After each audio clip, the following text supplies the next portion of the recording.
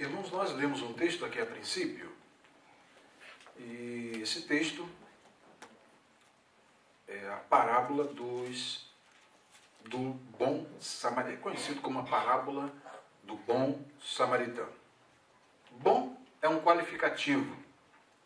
Bom identifica caráter deste samaritano.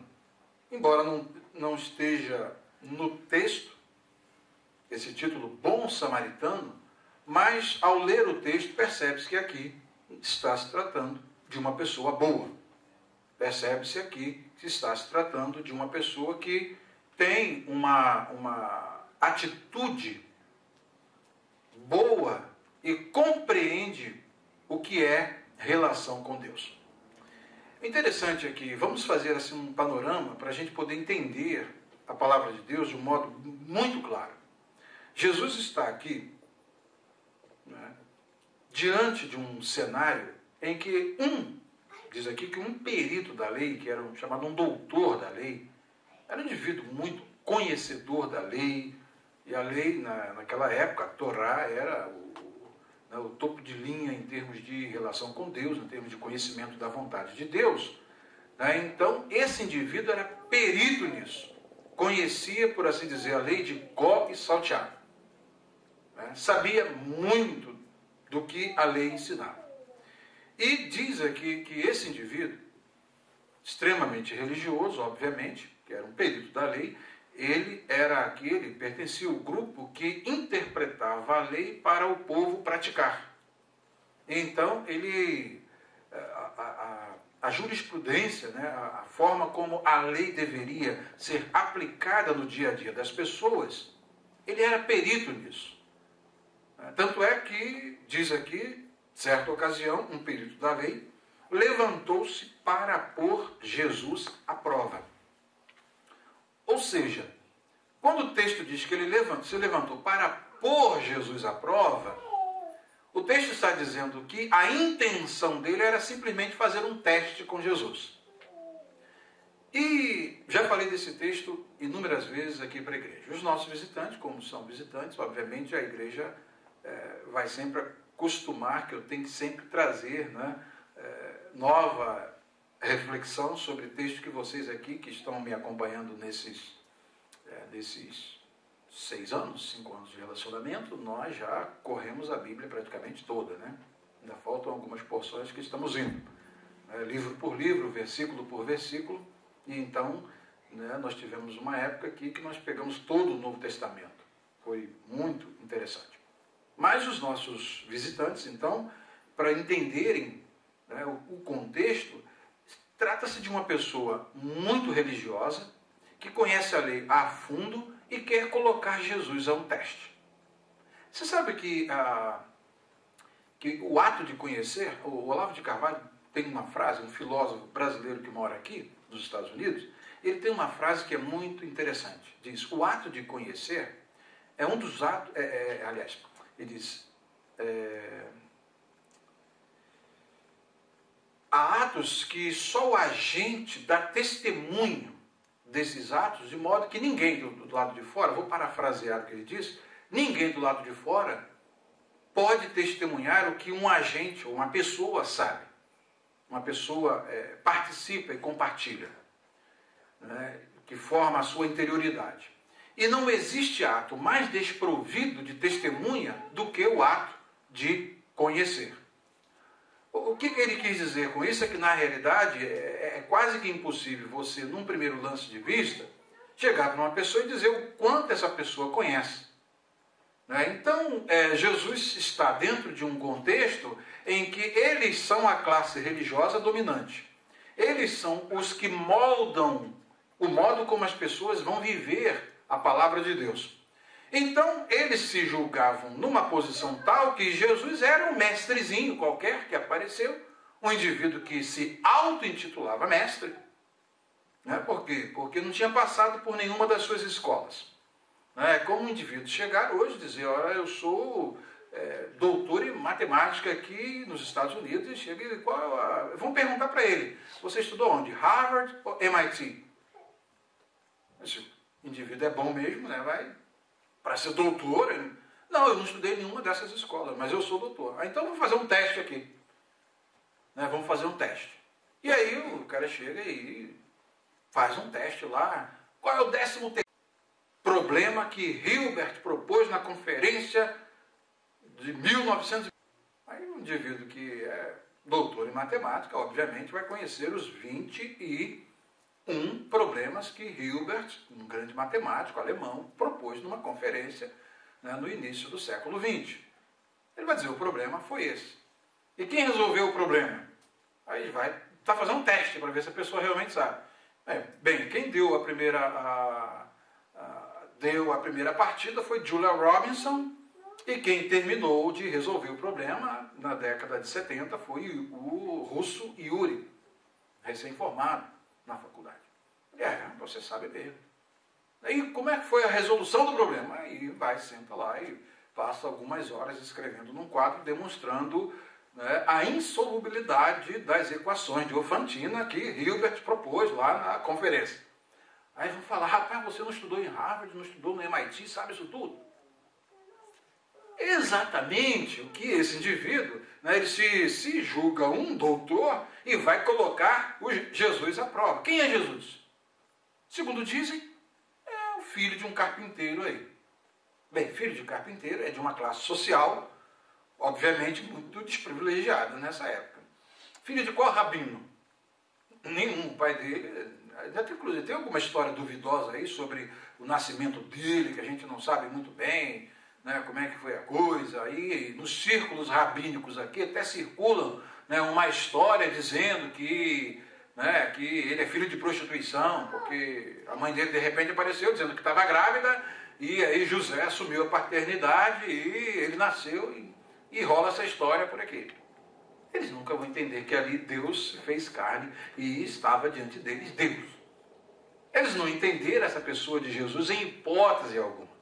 Daí então, a visão que eles tinham de Jesus era que ele era um homem comum e que supostamente se dizia um mestre.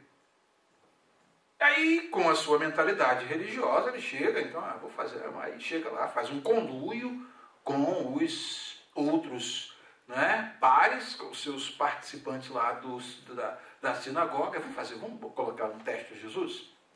E eles chegaram lá, então, certa ocasião, esse indivíduo levanta para pôr Jesus à prova e perguntou, mestre, o que preciso fazer para herdar a vida eterna? Pergunta feita contra pergunta. Jesus, o que está escrito na lei? Bem, o que está escrito na lei? A lei é um compêndio enorme. Né? Então Jesus fez uma pergunta capciosa. Se o indivíduo fosse um indivíduo que não soubesse de muita coisa, ele ia titubear. Porque o que está escrito na lei? Existem inúmeras coisas escritas na lei. A lei para eles é considerada em 5 volumes. Né? Mas o que Jesus faz, a contrapergunta, é exatamente qual é a síntese da lei. A síntese da lei responde sabiamente o perito da lei. O indivíduo não era burro, não. O indivíduo sabia mesmo o negócio. Ele resume a lei exatamente como ela está resumindo a si mesmo no seu próprio texto.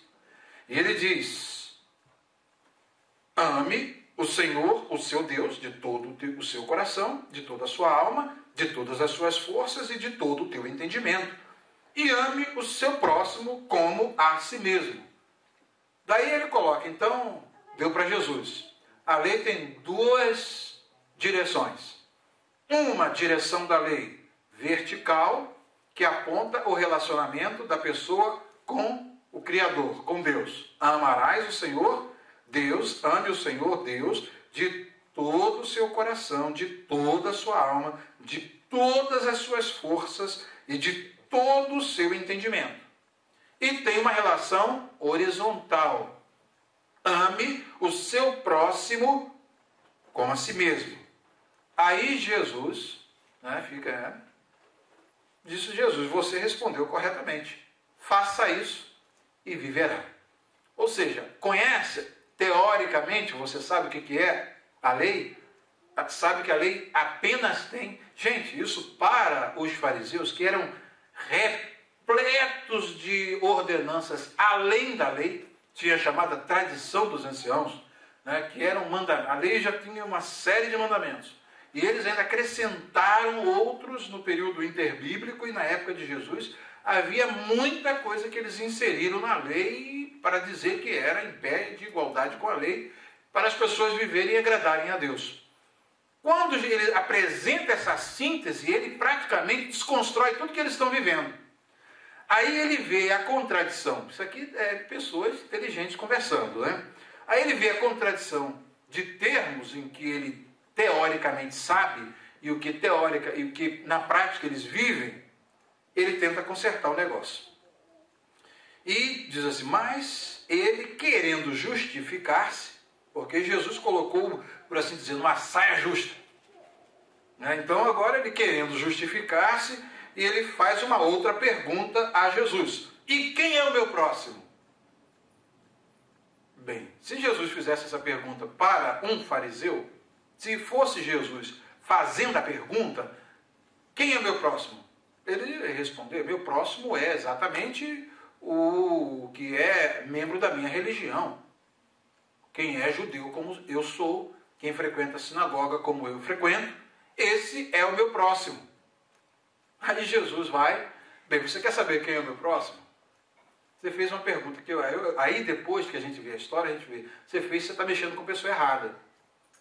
Né? Você está mexendo com a pessoa errada. Por quê? Porque exatamente ele vai falar de Jesus, vai falar com Jesus acerca de quê? De teologia, de conhecimento bíblico. Vai falar com a sabedoria, tentando testar a sabedoria própria. Aí Jesus coloca, vamos lá, quem é meu próximo? Eu vou contar uma historinha para você possa entender. Olha, um homem descia de Jerusalém para Jericó, quando caiu nas mãos de assaltantes. E eles lhe tiraram as roupas, espancaram-no e foram deixando-o quase morto. Jesus pinta um quadro. Acontece com uma pessoa, e essa pessoa está indo, né, de Jerusalém para Jericó, e eu me lembro que em 87, quando fizemos esse percurso, a gente passou por um trecho muito bom ali, né, beirando a Jordânia, passamos até na fronteira ali com a Jordânia, hoje está tudo no domínio dos árabes, mas nós, quando estivemos lá em 87, passamos por aquele caminho, e aí a gente se lembrou, fomos em Jericó, né, comi o famoso bife a Jericó, né, um bife de vitela lá em Jericó, que era uma coisa, né, que depois eu trouxe até receita e fiz em casa, minha esposa até gostou. Né, eu falei, você aprendi lá em Israel, lá em Jericó. Aí eu chamei bife a Jericó. Aí, como é que você comeu? Ah, vou fazer aqui para você ver. E aí eu fiz. Esse indivíduo, então, estava nesse caminho, e de repente, no meio do caminho, ele é abordado por um grupo de assaltantes. E esses assaltantes o roubam, tiram as roupas desse indivíduo, e fazem o quê? Ele cai no chão como morto. Deixam-no semi-morto, caído ali naquele lugar. Digamos que isso seja assim uma sexta para sábado, né? Numa noite de sexta para sábado. E aí o que acontece? No dia seguinte, pela manhã, o indivíduo está caído lá. Praticamente sem roupa, sem nada, sem dinheiro, espancado, cheio de hematomas, todo massacrado, pisado, bateram bastante e ficou quase morto. Ele levou uma surra daquela bem dada, né? Ou mal dada, né? Porque realmente a gente não sabe nem qualificar, foi mal dada, né? Aí Jesus então diz, aconteceu que descendo pela mesma estrada um sacerdote, quem era o sacerdote? Jesus vai fazer comparação de 3 pessoas. A primeira, um sacerdote. Quem era o sacerdote? Era o líder supremo da religião judaica. O sacerdote era aquele homem que tinha a função de conduzir os sacrifícios para poder, né, fazer o povo se chegar a Deus. Daí então ele tinha consigo as suas prerrogativas de ser uma pessoa, no mínimo, boa. Por quê? Porque se ele era uma pessoa que tende a fazer as pessoas irem a Deus, o que acontece? Jesus disse que esse sacerdote passou, Quando viu o homem, passou pelo outro lado. O homem está caído ali na estrada, ele está indo naquele caminho, o que ele faz? Ele passa pelo outro lado, olha só, ele passa pelo outro lado e prossegue caminho junto ao templo, indo em direção ao templo. Por quê? Porque o templo é o lugar, né, em que o sacerdote vai oferecer o sacrifício, tem que chegar lá cerimonialmente limpo, não podia tocar em nenhum morto. Se ele tivesse morto, ele não podia nem tocar, então ele passou de largo e foi para o templo. Né? E aquele indivíduo estava quase morto, naturalmente, gemendo de dor, sofrendo, passou uma noite, não sabemos se no frio, se no verão, e está precisando de quê? De que essa pessoa está precisando? De alguém que ajude. Está precisando de ajuda. Observem que Jesus está ensinando aqui o que se deve fazer com o próximo. Quando tem uma pessoa caída no caminho, aí é que está a diferença, gente, por isso que eu amo a Jesus.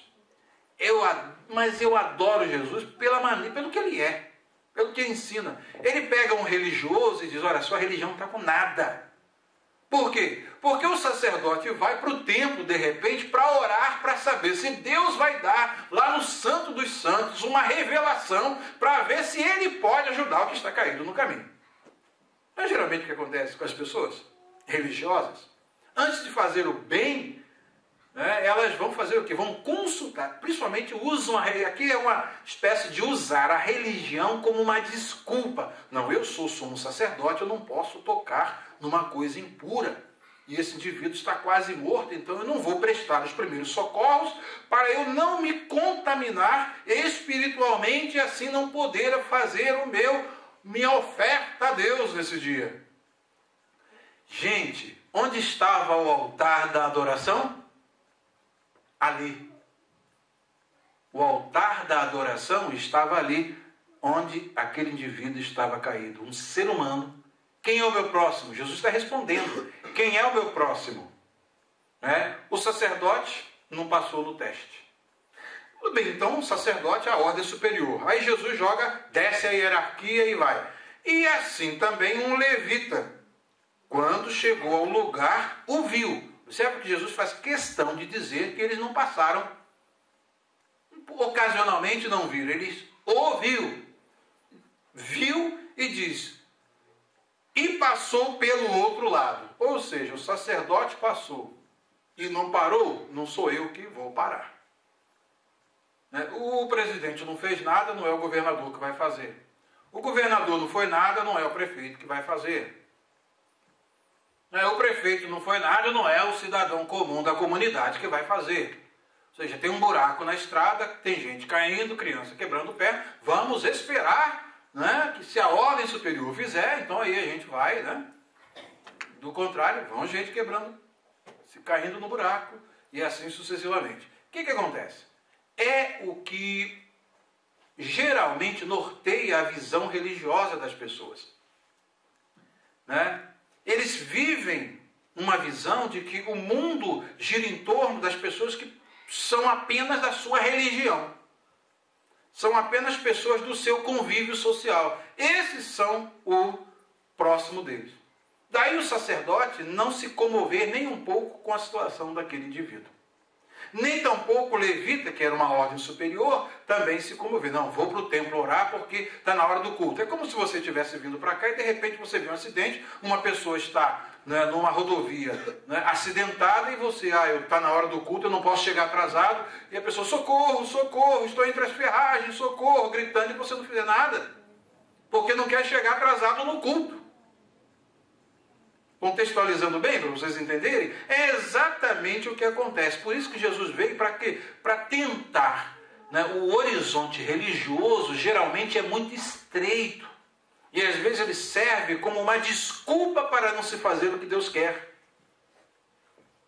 Quando se aparece um desafio, e aí aquele desafio envolve um envolvimento pessoal, às vezes com uma situação em que eu não gostaria de me envolver, aí eu vou orar, pedir a Deus me revelar lá no templo, para ver se eu posso fazer aquilo que eu sei claramente que eu devo fazer.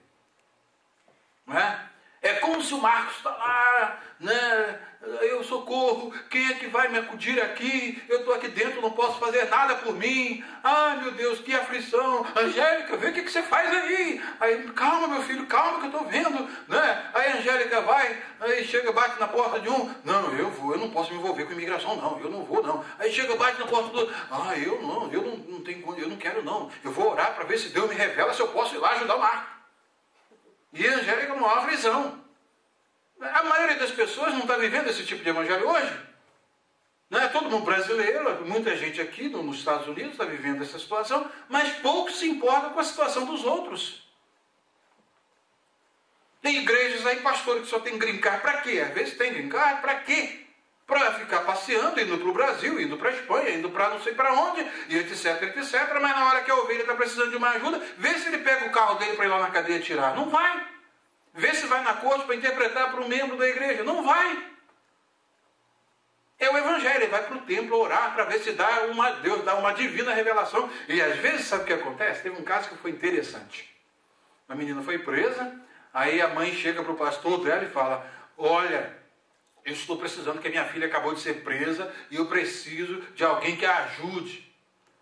Aí o pastor dela falou: ela está pagando pelos erros dela. Deus está pesando a mão nela. Você vê como é que religiosidade é uma coisa que bitola a pessoa? Sabe o que é bitola, não sabe? Aquilo que o animal tem?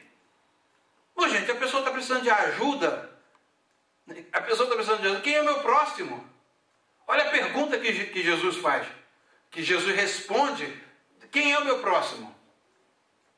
Quem é o meu próximo? Aí, olha só, como é que é bom você não ser religioso.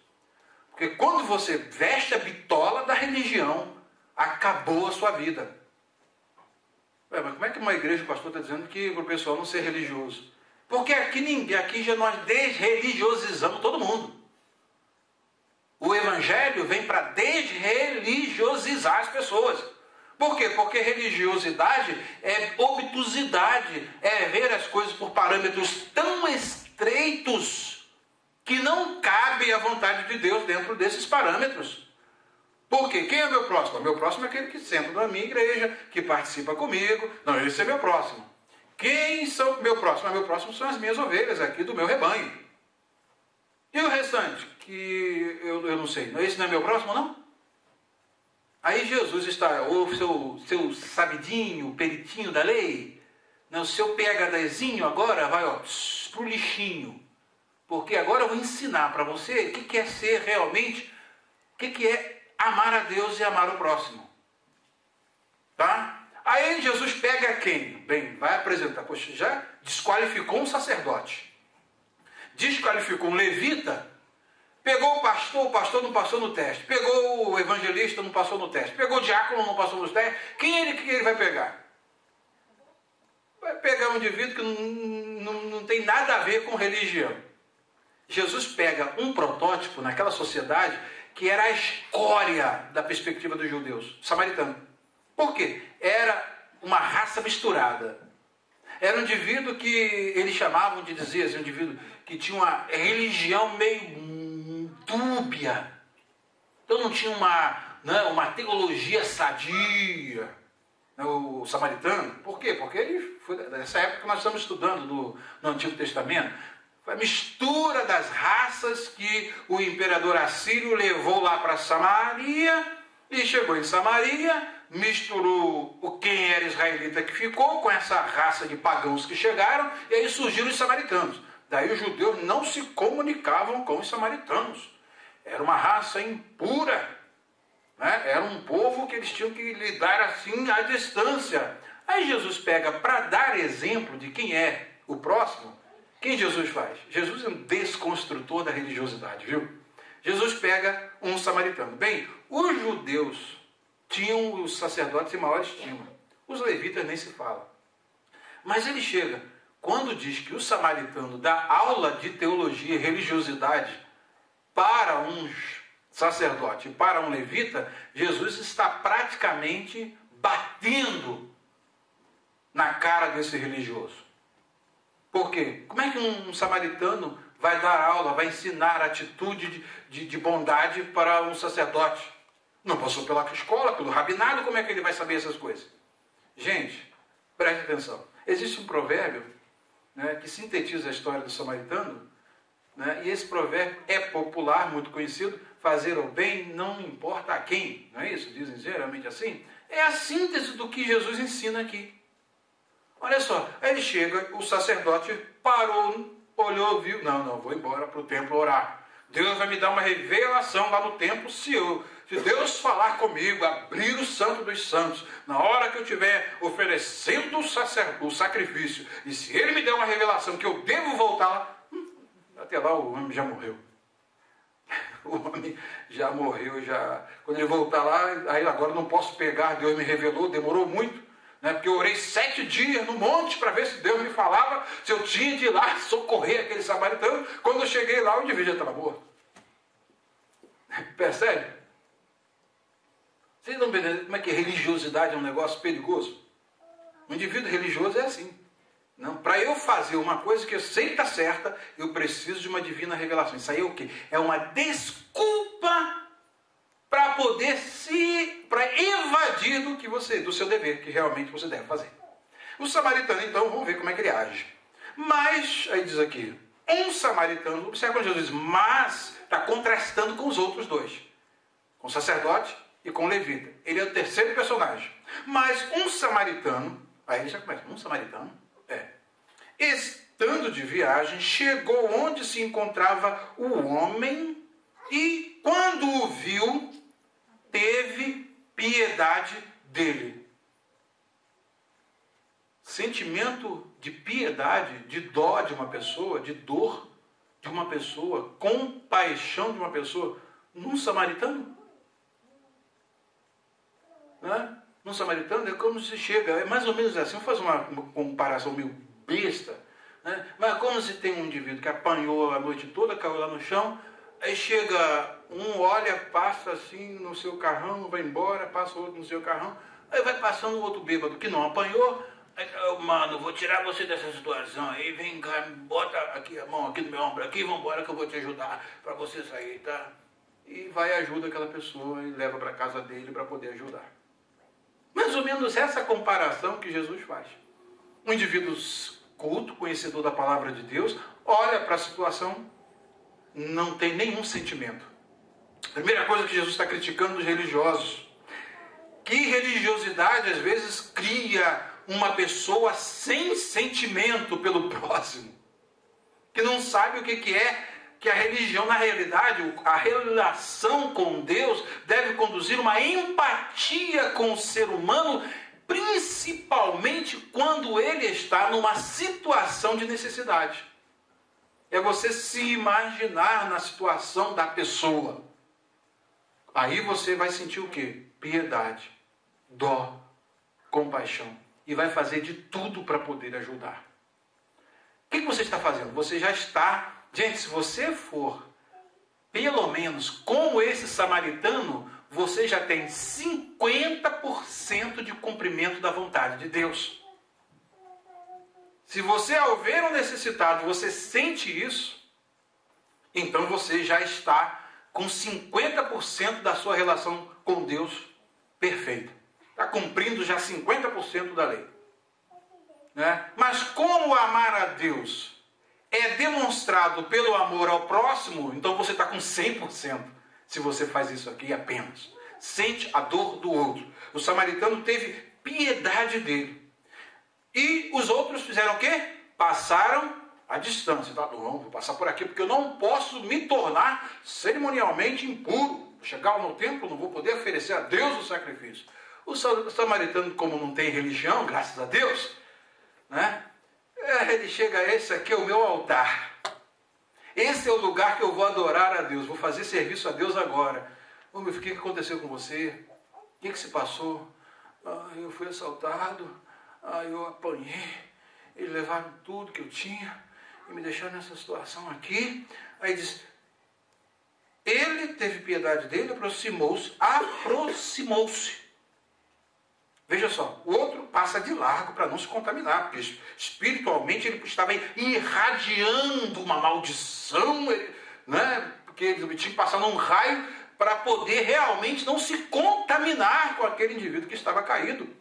Que certamente, para poder se justificar, eles devem ter, na hora, visto, isso aí não é nada senão a ira de Deus sobre este homem. Isso aí não é nada além do que é a maldição de Deus sobre a vida dessa pessoa. Essa pessoa fez alguma coisa errada e agora Deus está punindo. Você já viu discurso assim? Você já viu discurso assim? Jesus vem mostrar que o Evangelho é totalmente diferente disso. E tem poucas pessoas no mundo, tem muitos evangélicos, pastores, etc., que têm essa capacidade de viver esse Evangelho. Tem pouquíssimos que têm essa capacidade de viver esse Evangelho. O Evangelho, se alguém hoje viveu o Evangelho do samaritano, o mundo está bem demais, olha. O mundo vai ter uma modificação radical. Quem diz aqui? Ele aproximou-se, os outros passaram de largo, ele aproximou-se, ele não teve medo, olha, ele não teve bitola espiritual, então o que ele fez? Enfaixou-lhe as feridas, não estava ali com medo de ser contaminado, né? Ou fisicamente, ou cerimonialmente, ele não tinha esses entraves dentro da sua cabeça. Entraves, né? Religiosidade traz uma bitola. Não, ele chegou, enfaixou-lhe as feridas, primeiros socorros da época, né?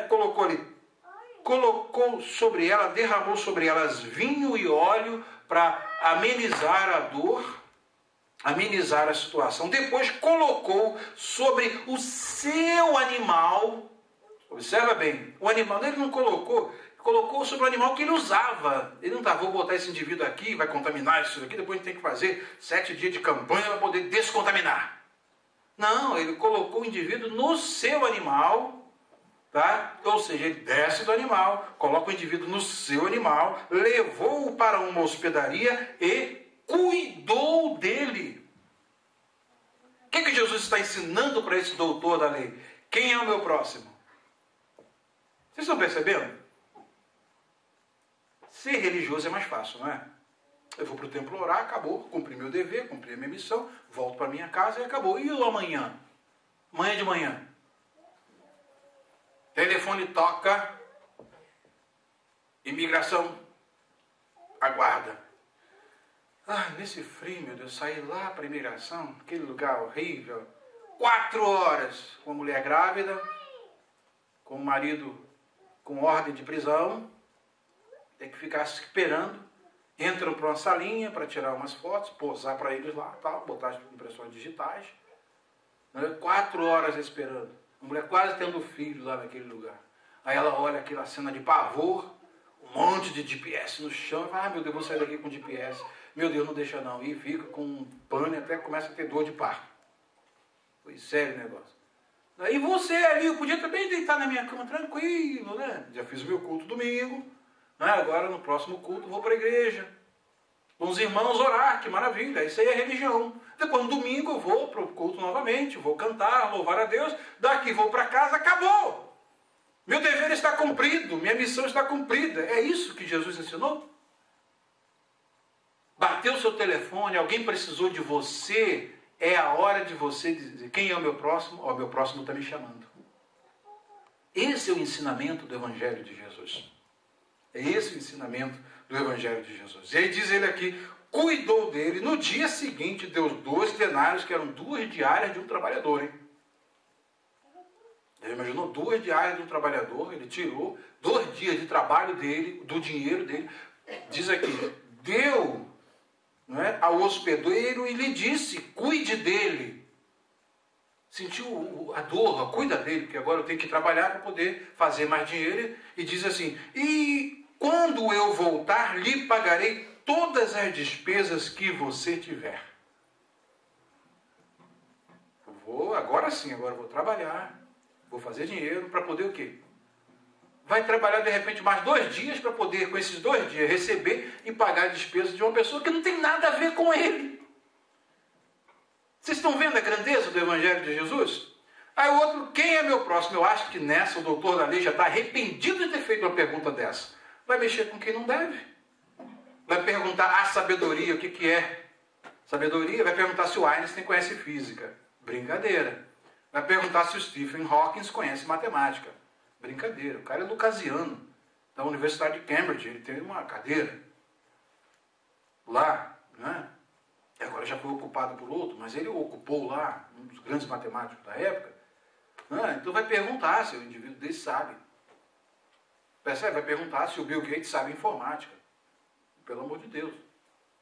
É a mesma coisa que eles querem fazer com Jesus. Aí vai ter que passar por uma vergonha. E aí vai ouvir o que deveria ouvir. O que todo religioso precisava ouvir, precisaria ouvir, é o que a gente está pregando aqui nessa noite. O que é o Evangelho? O Evangelho é isso, gente. Aí Jesus então disse, qual destes três, agora Jesus, depois que contou a história, disse, qual destes três você acha que foi o próximo do homem que caiu nas mãos dos assaltantes? Olha, o preconceito deles era tão grande contra os samaritanos, que ele usa uma oração, ele faz uma construção sintática para evitar citar que foi diretamente o samaritano.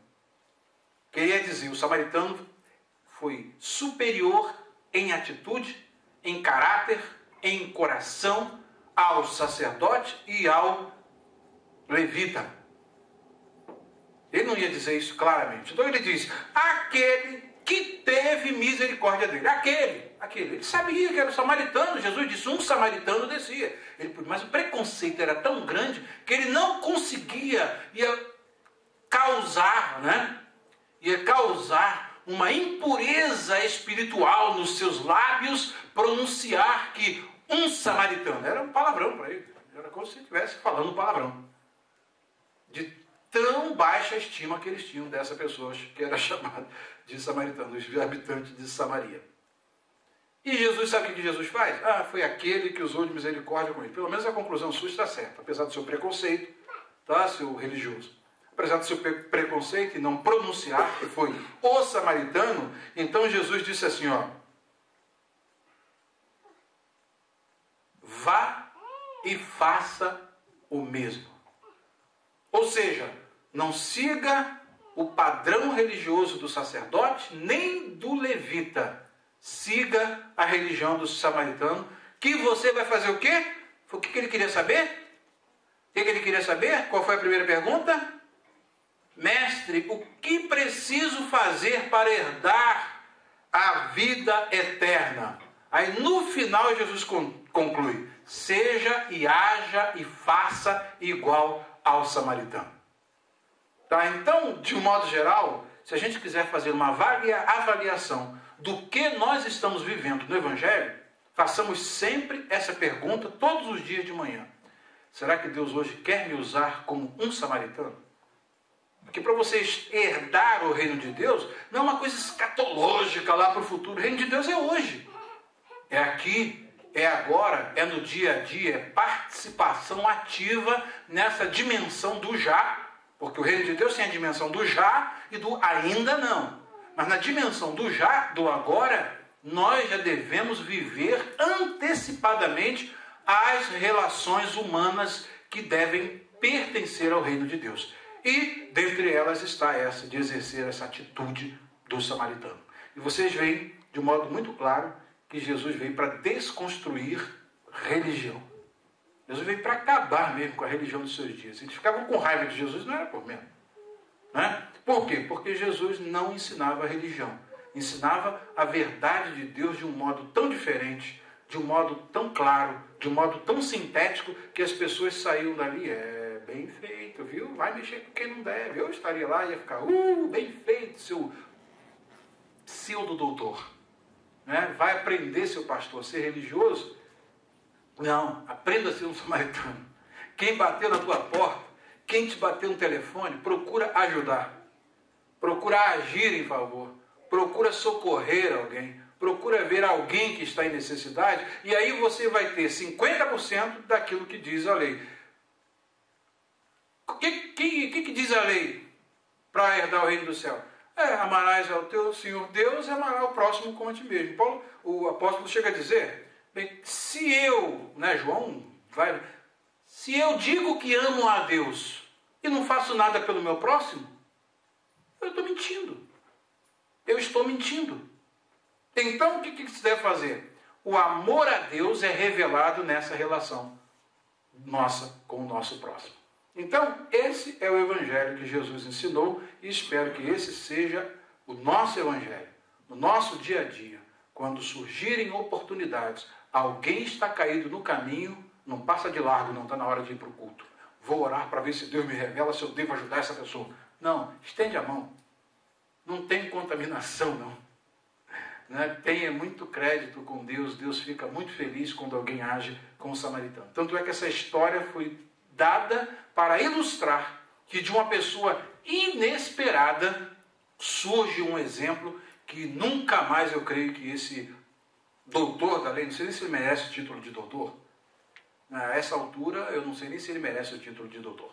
Mas esse doutor da lei leva uma lição que, se ele aprendeu, certamente ele entrou no reino de Deus. Se o preconceito religioso o venceu, com toda a religião, eu sou mais de encontrar esse samaritano hipotético aqui nos céus do que esse doutor PhD na lei, porque realmente ele não sabia nada de lei do ponto de vista prático. Teórico, sim, mas prático, não.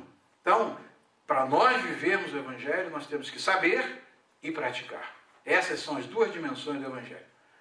Relação vertical, amar a Deus. Relação horizontal, amar ao próximo. Que esse seja o nosso Evangelho, que essa seja a nossa vida. Que o Senhor nos abençoe. Amém.